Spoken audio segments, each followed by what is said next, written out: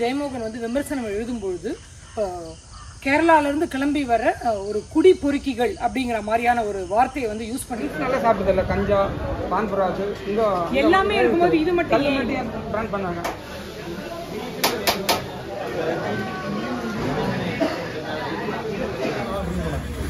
காலை வேலைக்கு போகிற ஆசிரியர் தோடு பார்க்குறாங்க, சாயங்காலம் வர்றாங்க, போகிறாங்க, அவ்வளோ முடிஞ்சிருச்சு. കള്ളോളം നല്ലൊരു വസ്തു பூலோகத்தில் மறியே. கல்லுலயும் கலப்படம் பண்ணலாம் அப்படின்னு சொல்றீங்க.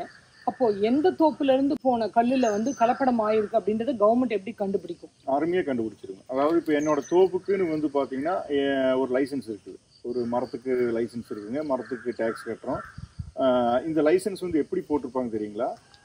இப்போ கோட்டயம் குமரகத்தில் இருக்கிற ஒரு கல் ஷாப்புக்கு ஒரு லைசன்ஸ் இருக்கும், அந்த ஷாப்புக்குன்னு ஒரு நம்பர் இருக்கும். ஸோ அந்த ஷாப்போட நம்பரை வச்சு தான் ஏன் தோப்புல வந்து மரம் ஏறி கொடுப்பாங்க. இப்போ நீங்க பாத்தீங்கன்னா காட்டுறாங்க.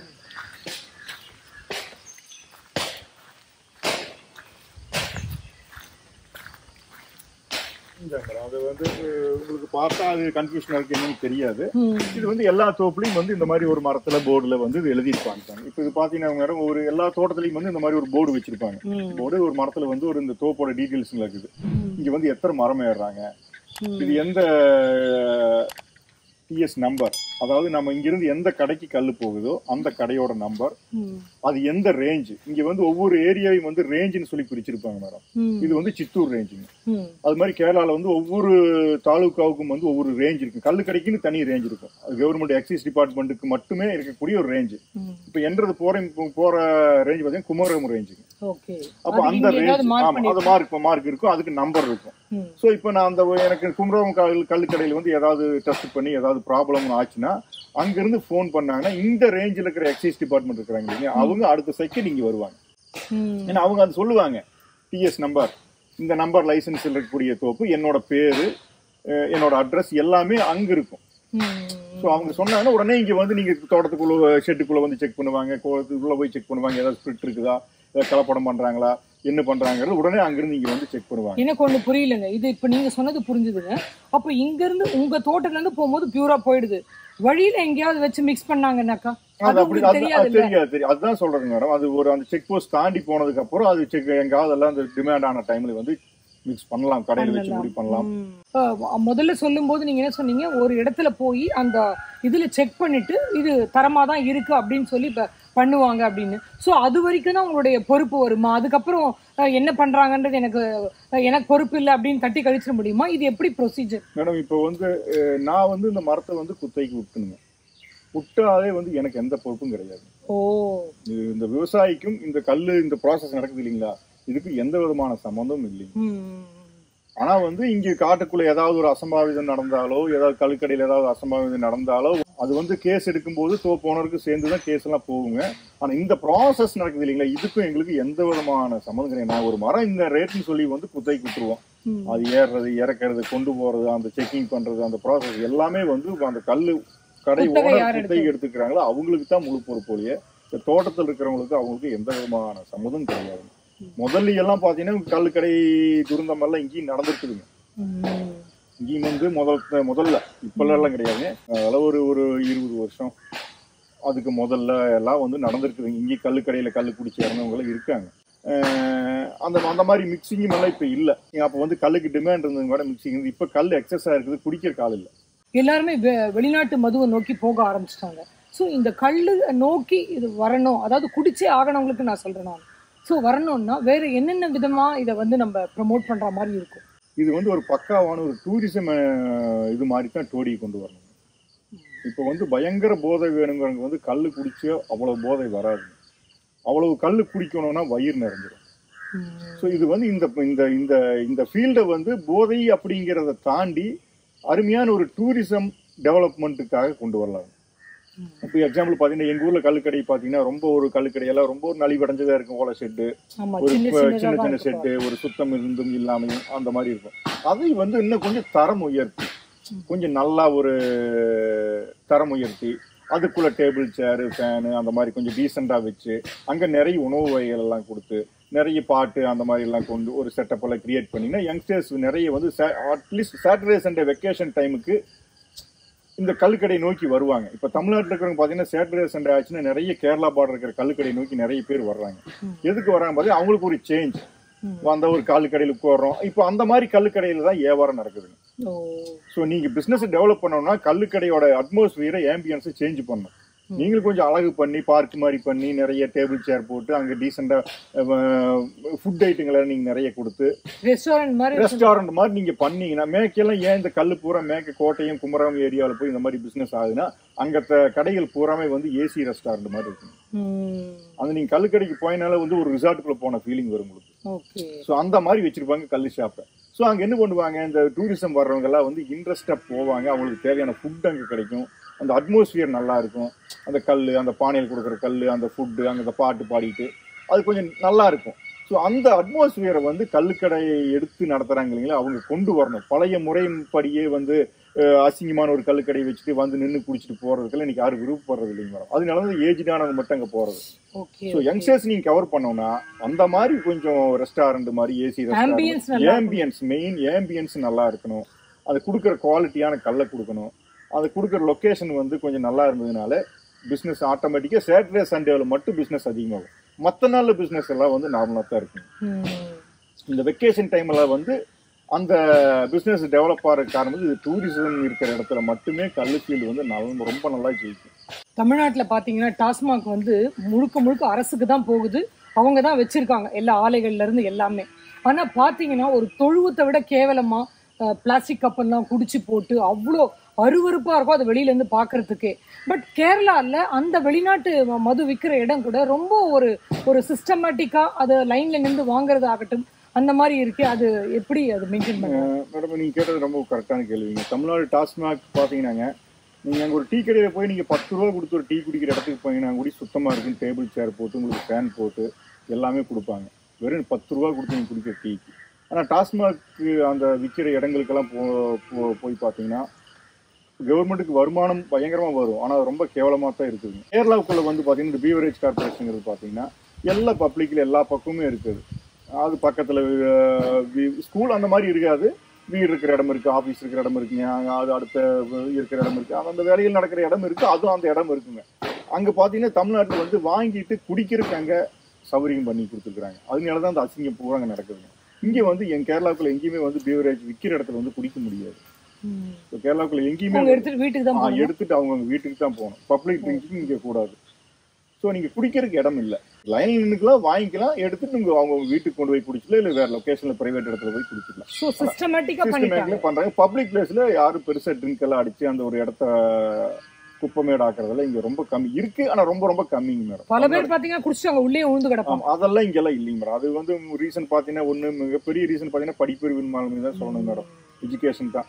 இங்க எல்லாம் கொஞ்சம் எல்லாம் எஜுகேஷன் இருக்கிறனால எல்லாரும் குடிக்கிறாங்க. தமிழ்நாட்டுல குடிக்கிற மாதிரி இங்கே குடிக்கிறவங்க இருக்கிறாங்க.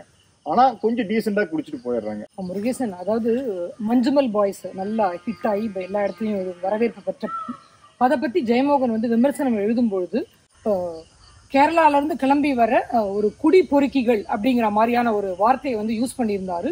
அதுக்கு பெரிய கண்டனமும் வலுத்து அவருக்கு வந்தது. ஸோ நீங்க இப்போ வந்து உங்க தமிழர் அப்படிங்கிறனால நான் கேட்குறேன், தமிழ்நாட்டுக்கும் கேரளாவுக்குமான அந்த குடிப்பழக்கம் வந்து எப்படி இருக்கு, அவங்க எப்படி பிஹேவ் பண்றாங்க நீங்க நினைக்கிறீங்க? மேடம் குடிங்கிறது எல்லாருமே குடிக்கிறதா. தமிழ்நாட்டில் கேரளாவில் மட்டும்தான் குடிக்கிறாங்க, தமிழ்நாட்டில் குடிக்கிறது இல்லைங்கிறதா தவறான ஒரு விஷயம். மேடம் குடிப்பழக்கங்கிறது ஆக்சுவலாக வந்து உடம்புக்கு ரொம்ப கேடான விஷயம் தான், குடும்பத்துக்கு கேடான விஷயம் தான். இருந்தாலும் வந்து அது இன்னைக்கு ஒரு தப்பான விஷயம் தான். இருந்தாலும் இங்கே சூழ்நிலையில் நான் சொல்லிடுறேன் உங்களுக்கு. கேரளாவுக்குள்ள பார்த்தீங்கன்னாங்க அந்த ஃபேமிலி அட்மாஸ்பியர்னு ஒன்று இருக்கும்.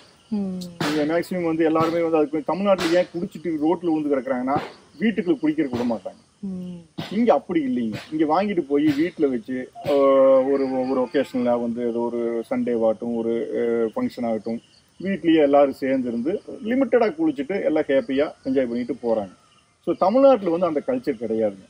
இப்போ நீங்க ஒரு டூரிஸ்ட் பிளேஸ் போனீங்கன்னாலும் சரி, தமிழ்நாட்டில் இருக்கிற நபர்கள் கேரளாவுக்குள்ள வந்தாலும் சரிங்க, இங்க வந்து குடிச்சாங்கன்னா காருக்குள்ள குடிச்சிட்டு பப்ளிக்ல ட்ரிங்க் அடிக்கிறது, சத்தம் போட்டு பாட்டு போட்டு டான்ஸ் ஆடுறது. நீங்க இருக்கிற கேரளாவுக்கு இருக்கிற டூரிஸ்ட் பிளேஸ் நீங்க போனீங்கனாலே உங்களுக்கு தெரியும். தமிழ்நாடு வண்டி வந்தாலே தனியா தெரியும். பயங்கர பாட்டு வச்சிருப்பாங்க. உள்ள பிளாஸ்டிக் டம்ளர் வச்சுக்கு வந்து பப்ளிக் பிளேஸ்ல நின்று ட்ரிங்க் அடிப்பாங்க. அங்கேயே அந்த தமிழ்நாடு ஸ்டைல்லயே பாட்டில பிளாஸ்டிக்ல கீழே வீசிட்டு போவாங்க. ஸோ கேரளாவில் இருக்கிறவங்களும் குடிப்பாங்க. ஆனால் வந்து இந்த மாதிரி மற்றவங்களுக்கு டிஸ்டர்ப் பண்ணாமல் அவங்கவுங்க என்ஜாய் பண்ணிட்டு அவங்க பாட்டில் போயிடுவாங்க. அவ்வளோ வந்து குடிப்பழக்கங்கிறது மிகப்பெரிய தவறான ஒரு விஷயம்தான். ஆனால் மேடம் அது கேரளாவில் பார்த்தீங்கன்னா முதல்ல இருந்தே வந்து குடிப்பழக்கங்கிறது தவறு தான். இருந்தாலும் இந்த ஃபேமிலியில் வந்து அது ஒரு அங்கமானதுனால ஒரு பெருசாக ஒரு பெரிய தவறாக இருந்தாலும் எல்லாரும் சேர்ந்து பண்ணுறதுனால வந்து பெரிய தவறாக யாரும் எடுத்துக்கிறது இல்லை. ஆனால் தமிழ்நாட்டில் குடிப்பழக்கங்கிறது மிகப்பெரிய ஒரு கொடுமை அப்படிங்கிறத சின்னதுலேருந்து அவங்க சிறுசுலேயே பார்க்கும்போது ரோட்டில் விழுந்து கிடப்பாங்க குடிச்சிட்டு. இப்படியெல்லாம் பார்த்து வளர்த்தி என்ன ஆகுதுங்க, அவனால் குடிக்காமல் இருக்க முடியாது. காலேஜ் படிக்கிற பசங்க ஆகட்டும், சின்ன அதை தாண்டி வேலைக்கு போகிறவங்களாகட்டும், யாருமே வந்து குடிச்சிட்டு வீட்டுக்கு போக முடியாது. ஆனால் அவனை குடிக்காமல் இருக்க முடியாது. அவன் மேலே வந்து அடக்கி வச்சு அவன் இந்த மாதிரி வெளியே வரும்போது தான் இந்த மாதிரி அவனை என்ன பண்ணுறதுனே தெரியாமல் குடிச்சிட்டு பாட்டில் வீசுறதும், பப்ளிக் டிஸ்டர்பன்ஸ் பண்ணுறதும், கத்துறதும், ஆடுறதும், பாடுறதும், இந்த மாதிரி வேலைகள் வந்து அதிகபட்சம் கேரளாவில் இருக்கிறவங்களும் செய்கிறாங்க. ஆனால் ரொம்ப ரொம்ப கம்மியாக தான் அந்த மாதிரி நடக்கும். ஆனால் தமிழ்நாட்டிலிருந்து ட்ராவல் பண்ணி கேரளாவுக்கு வர்றவங்க வந்து அதிகப்படியான ஆட்கள் இப்படி தான் செய்கிறாங்க. அதே ஜெயமோகன் தான் யானை டாக்டர் அப்படின்ற ஒரு கதையில வந்து எப்படி தமிழ்நாட்டுக்காரங்க வந்து குடிச்சிட்டு அங்கங்கே பாட்டிலில் போட்டு வனவிலங்குகளுக்கு வந்து அது எவ்வளோ பாதகமாக ஆகுது. ஒரு யானை காலில் அந்த காலில் வந்து அது பொத்திக்கிட்டு அது எப்படி சீட் பிடிச்சது அப்படிங்கிறதையும் அவர் எழுதியிருப்பார். மேடம் இப்போ பார்த்தீங்கன்னா இங்கே பக்கத்தில் நெல்லியாம்பதிங்கிற ஒரு லொக்கேஷன் இருக்குதுங்க. ஒரு சின்ன டூரிஸ்ட் பிளேஸ். அதில் அதிகமாக சாட்டர்டே சண்டே பார்த்தீங்கன்னா தமிழ்நாடு பீப்புள்ஸ் நிறைய பேர் வருவாங்க. ஏன்னா அவங்களுக்கு நியர்பை ஒரு ஹில்ஸ் ஏரியா வருவாங்க. அதில் நிறைய லொக்கேஷன், வியூ பாயிண்ட், அந்த மாதிரி நிறைய லொக்கேஷன்ஸ் இருக்குங்க. அங்கே பார்த்தீங்கன்னா நிறைய பாட்டில்ஸ், பிளாஸ்டிக் எல்லாம் நிறைய கிடக்கும். மது பாட்டில், பிளாஸ்டிக் பாட்டில் எல்லாமே இருக்கும். அப்போ நாங்கள் வந்து எங்களோட டீம் நான் போயிருக்கிற ஒரு 2-3 டைம் தான் போயிருக்கேன். என்னோட நண்பர் டீம் வந்து ஒருத்தர் வந்து என்ன பண்ணதில்லை, வீக்லி ஒன்ஸ் வந்து அந்த பிளாஸ்டிக் பாட்டில் ஆகட்டும், அந்த ஃபாரஸ்ட்குள்ள இருக்கிற பிளாஸ்டிக் பாட்டில் எல்லாத்தையும் பொறுக்கி ஹில்ஸுக்கு கீழே கொண்டு வந்து டிஸ்போஸ் பண்ணிட்டு இருக்கிறாங்க. அந்த வேலையிலும் வந்து இங்கே செஞ்சுட்டு இருக்கிறாங்க. இங்கே இருக்கிறவங்க வந்து பெருசாக அந்த வனத்தை வந்து கொஞ்சம் நல்லாவே காப்பாற்றுவாங்க. சப்போஸ் ட்ரிங்க் அடிச்சுட்டு தான் இருப்பாங்க, ஃபாரஸ்ட்ல போயிட்டு இருப்பாங்க, காருக்குள்ளுக்கு வந்து ட்ரிங்க் அடிப்பாங்க. அடிச்சும் போது அதை வெளியே வீசாம காருக்குள்ளே ட்ரிங்க் அடிச்சாலும் கண்டிப்பா அவேர்னஸ் இருக்கு.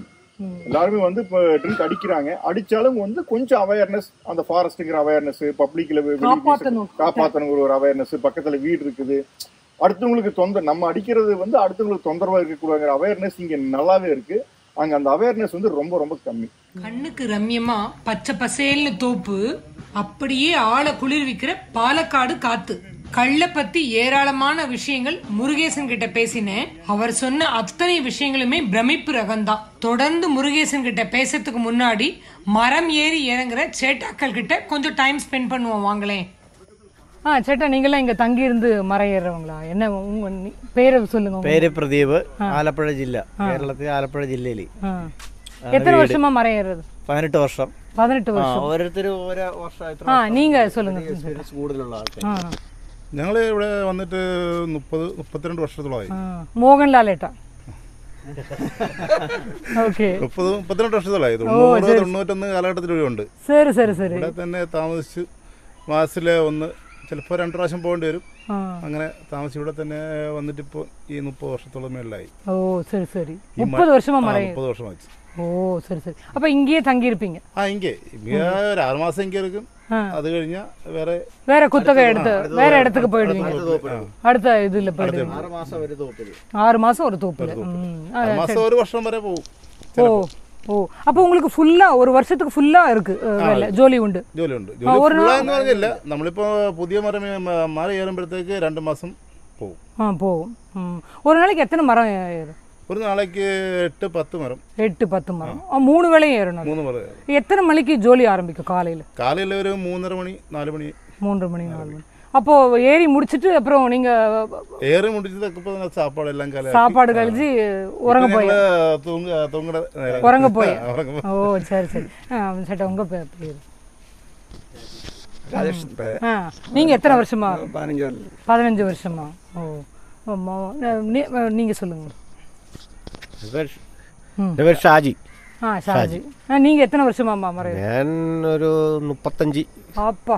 ஓ சரி 36 வருஷத்தோட. அப்ப பசங்கள்லாம் உண்டு? பசங்க 2 ஆள் இருக்குது. அவங்க இதுல பழகி இருக்காங்களா? இல்ல இல்ல. ஏன் அவங்க வேண்டாம்? அவங்களுக்கு നമ്മൾ തന്നെ കഷ്ടത്തിലാ. போதும். നമ്മൾ തന്നെ കഷ്ടത്തിലാ. ഈ തൊഴിലേ തന്നെ നിലച്ചു പോകുന്ന രീതിയിലാ. ഒരു ദിവസം 3 നേരം കയറണം.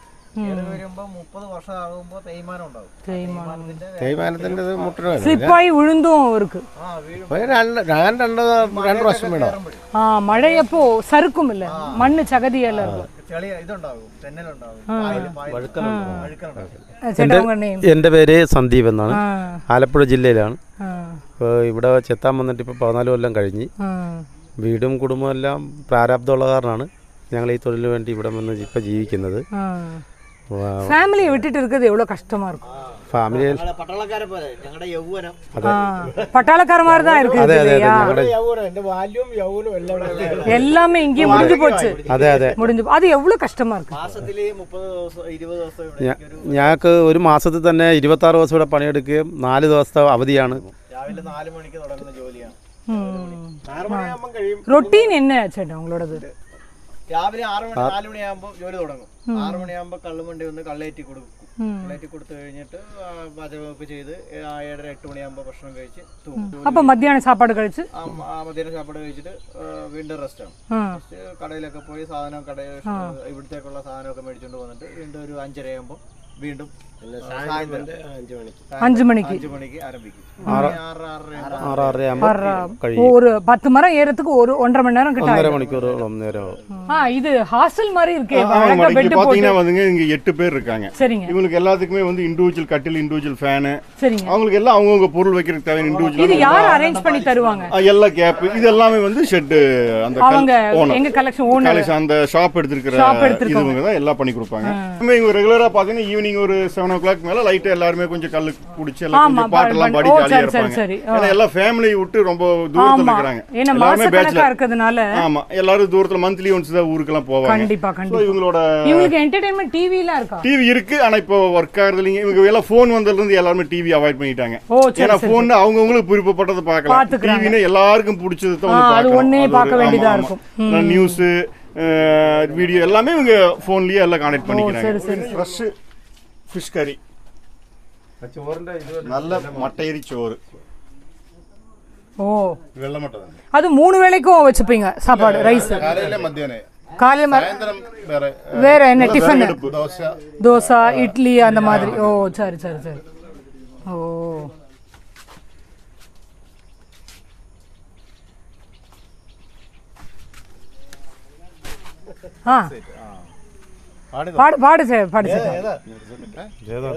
ഇതുപോലൊരു സാധനമുണ്ടോ? മതി മതി ഏട്ടാ, 2 ലൈൻ മതി. 2 ലൈൻ മതി. അത് മതിയാണ്. അത് തമിഴ്. കള്ളോളം നല്ലൊരു വസ്തു ഭൂലോകത്തില്ലടി മറിയേ, എള്ളോളം ഉള്ളിൽ ചെന്നാൽ ഭൂലോകം. தமிழக விவசாயிகள் வந்து இன்னைக்கு போராடிக்கிட்டு இருக்கிறதே வந்து கள்ளச்சாராய சாவு அப்படிங்கிற அந்த ஒரு விஷயத்தையும் தாண்டி சுத்தமா வந்து விவசாயத்துல தென்னை விவசாயிகளுக்கு வந்து எந்த விதமான ஒரு பலனுமே இல்லை அப்படிங்கிறது அவங்களுடைய மிகப்பெரிய வருத்தமா இருக்கு. அதனால கல்லை கண்டிப்பா கொண்டு வந்தே ஆகணும் அப்படின்னு அவங்க வந்து போராட்டம் நடத்திக்கிட்டு இருக்காங்க. இப்ப நீங்க சொல்லுங்க, இப்போ ஒரு மரத்தை வந்து கல்லுக்கு குத்தகை விட்டா உங்களுக்கு வந்து அதுல குத்தகை போக உங்களுக்கு என்ன அதுல வருமானம் வருது? இல்ல இந்த தனியை வந்து நான் விடவே இல்லை, இது வந்து சாதாரண ஒரு தனி மரத்துக்குரிய அந்த விஷயம் மட்டும் தான் இதுல இருக்குன்னா இதோட டிஃபரன்ஸ் எனக்கு என்னன்னு சொல்லுங்க.